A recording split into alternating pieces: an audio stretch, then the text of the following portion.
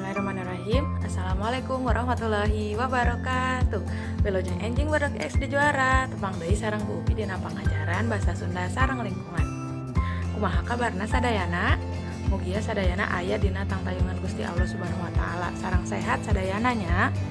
Aya nu terang teu dinten ayeuna bade diajar naon? Dinten ayeuna urang bade diajar mika nyaah sasatoan. Terang teu mika nyaah sasatoan teh? Hayu urang saksikeun heula videona. Mika nyaah sasatoan.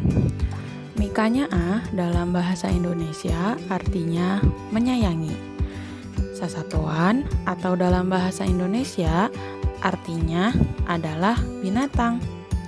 Jadi, mika nyaah sasatoan teh nyaeta menyayangi binatang.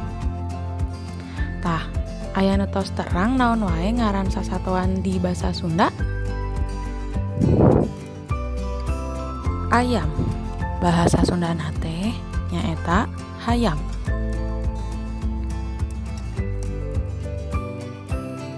Teras kura-kura. Bahasa Sundana disebat kuya. Aya deui kodok. Bahasa Sundana disebat bangkong.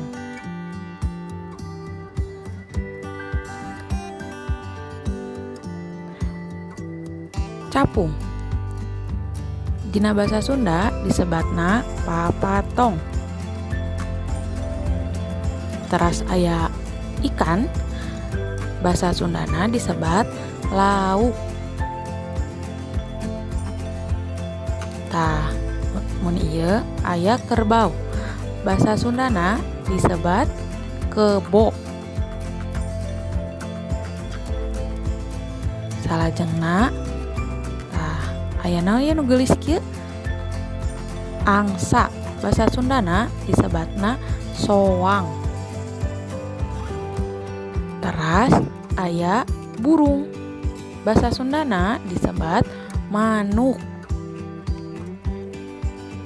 Tah, nu hejo ieu bahasa Indonesiana ular. Tapi bahasa Sundana disebat orai. Nu terakhir aya kucing.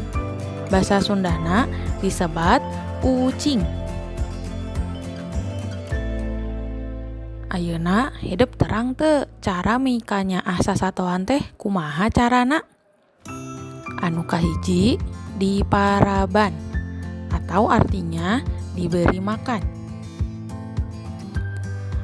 Anu kadua dipasihan kandang atanapi tempat anu sesuai sareng binatangna atau sasatoanna. Teras kedah diurus atanapi dirawat.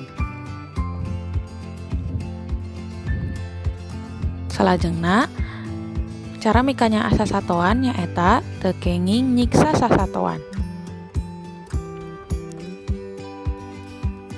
Tah, kumaha terus diregepkeun videona? Ayeuna tos terangnya kumaha cara mika nyaah sasatoan sareng ngaran-ngaran sasatoan dina basa Sunda. Salajengna aya tugas nu kedah hidup kerjakeun dina lembar kerja di kelas masing-masing. Dikerjakeunnya tong hilap di pasihan nama, nomor absen, atanapi nami kelasna. Mung sakitu ti Bu Upi. Pangajaran dinten ayeuna hatur nuhun. Assalamualaikum warahmatullahi wabarakatuh.